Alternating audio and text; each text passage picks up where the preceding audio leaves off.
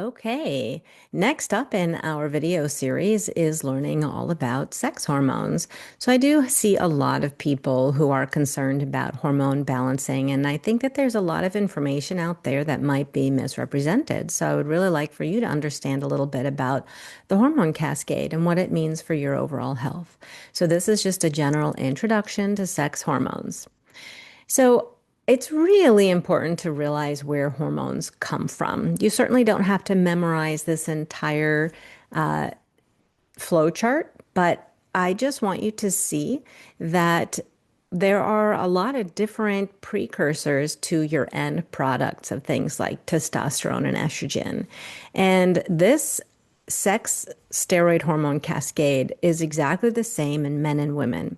So all the hormones do all the same things in all the bodies, and they all come from the same places. Okay. So we need to test all the hormones in everybody, no matter your age, so that we understand what is your hormone profile in your body.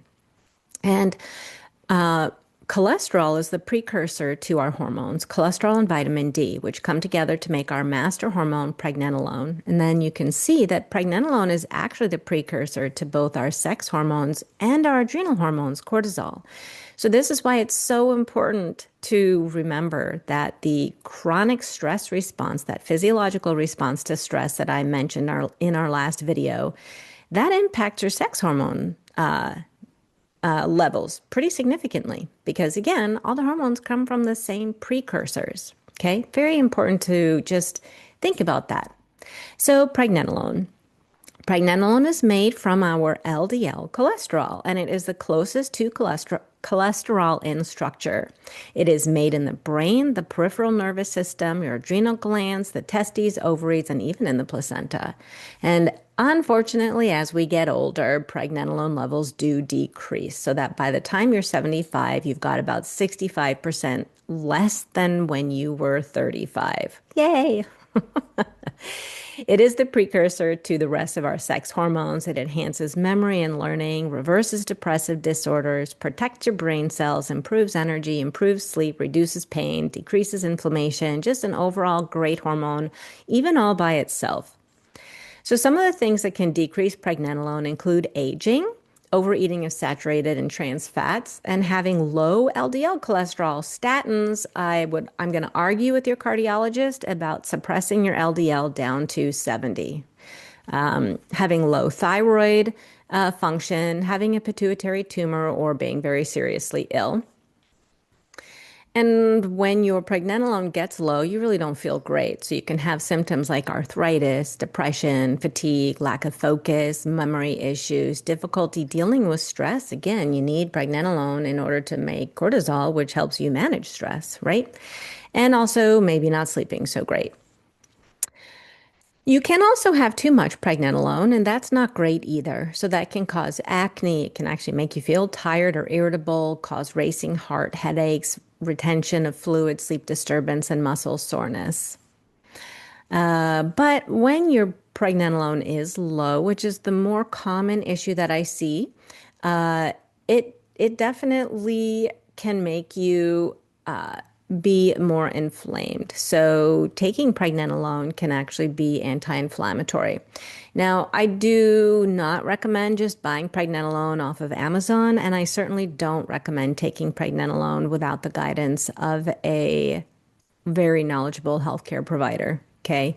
It is a hormone and it's your master hormone, and you can buy it just from Amazon. The next thing that we want to take a look at is DHEA. Oops, my little circle needs to come down here. So DHEA is made in your adrenal glands. It is produced from pregnenolone, and it's the precursor to testosterone and estrogen. And again, as we get older, DHEA goes down with age. So it's the most abundant steroid in the body.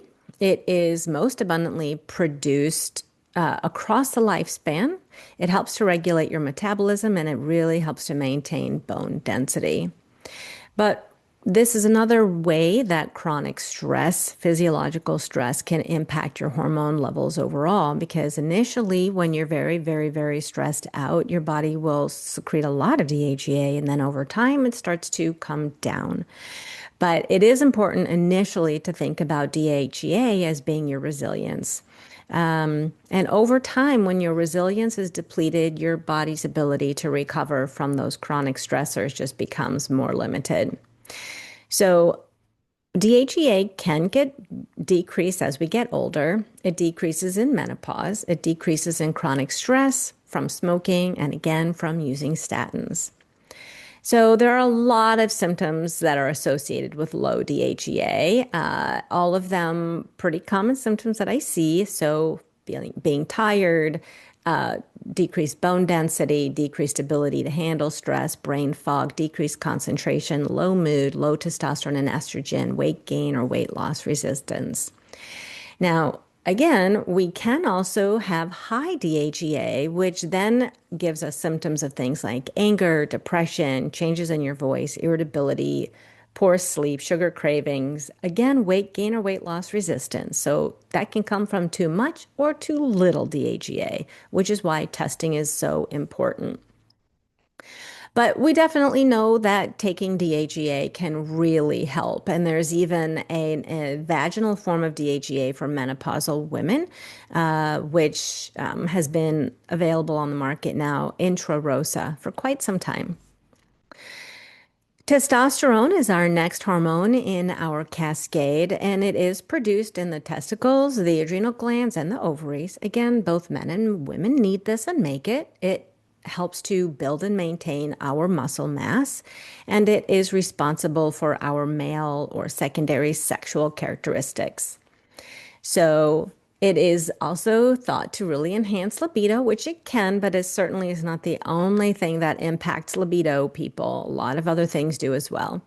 But it can enhance memory and concentration. It improves your mood, improves your heart health, blood pressure, red blood cell production, and even improves glucose sensitivity. I very commonly see low testosterone in men who have very low vitamin D or very low pregnenolone or low DHEA. So again, all these things are what I take a look at before I start putting anybody on testosterone therapy. And again, the impact of chronic stress is going to drive down all of our target or end product sex hormones. So chronic stress, not great.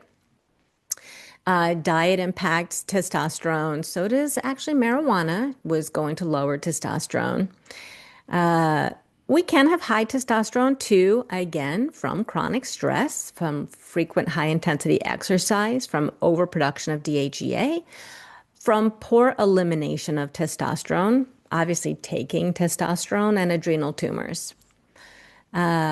When you don't have enough, though, you also don't feel great. So, decreased muscle mass, low mood, irritability, anxiety, decreased libido, loss of body hair, poor focus and concentration, acne, facial hair, body hair growth, increase in muscle mass that's unwanted, anovulatory cycles, significant irritability, and rageful episodes are all symptoms of high testosterone. But if your testosterone does need some support, it can improve your lean body mass. It helps to protect your heart. It can decrease your cholesterol, improve your cognitive function, decrease anxiety, elevate your mood and energy, and improve your sexual performance and pleasure. Estrogen is a pretty complicated hormone to talk about for men and women of all ages. The three most common forms of estrogen that we're going to be mindful of are estrone, E1, estradiol, E2, and estriol, E3. Estrogen in men and women is made from both DHEA and testosterone. It's produced in the ovaries, the adrenal glands, and our fat cells. And again, there are three different forms. Well, there's multiple forms, but we're talking about those three today.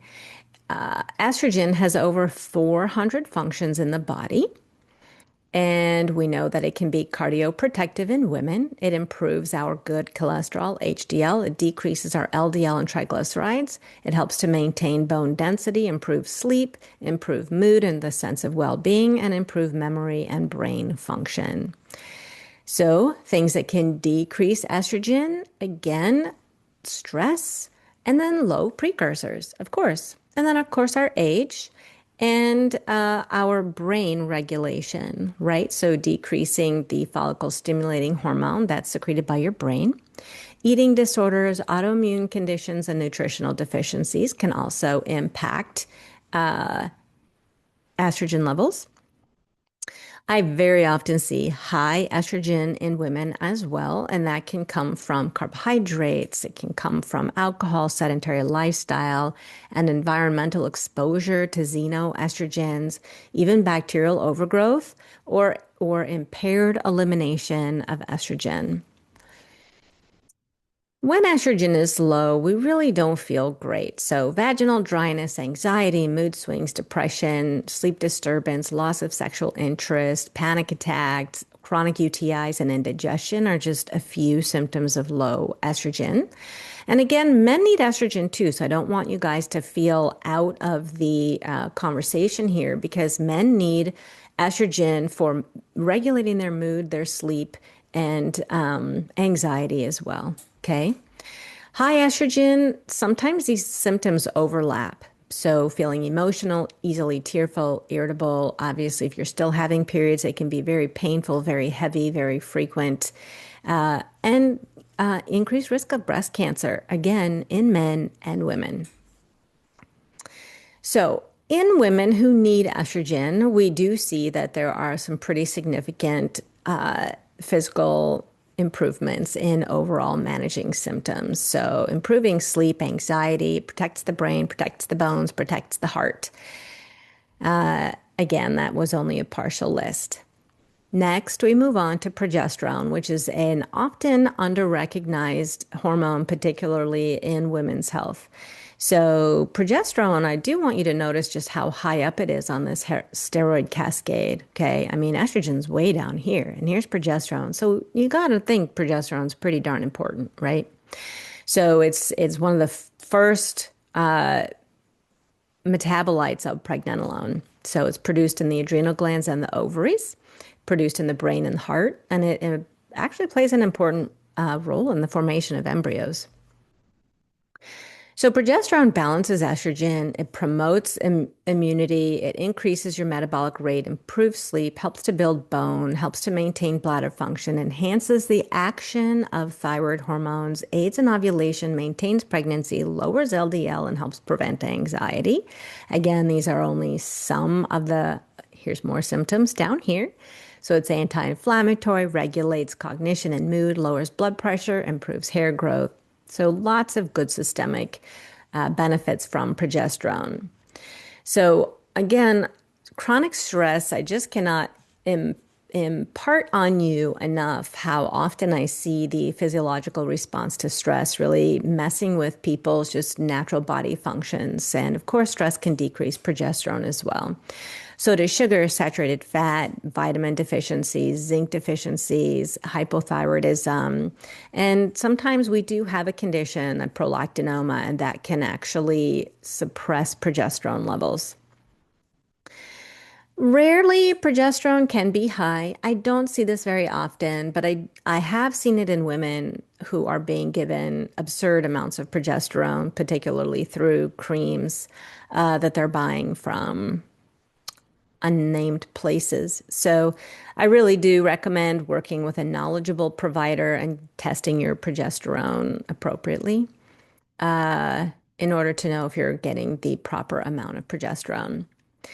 So, symptoms of low progesterone can be irregular menstruation, heavy or painful periods, osteoporosis, anxiety, nervousness, infertility in there. Again, progesterone can be high, which I have seen by people not being properly balanced, and that can cause oily skin, oily hair, acne, bloating, constipation, anxiety, really feeling revved up. Progesterone is the precursor to cortisol, and sometimes women take progesterone and they say, I don't actually feel calmer, I feel worse. That's a sign that you've got a problem with your cortisol production.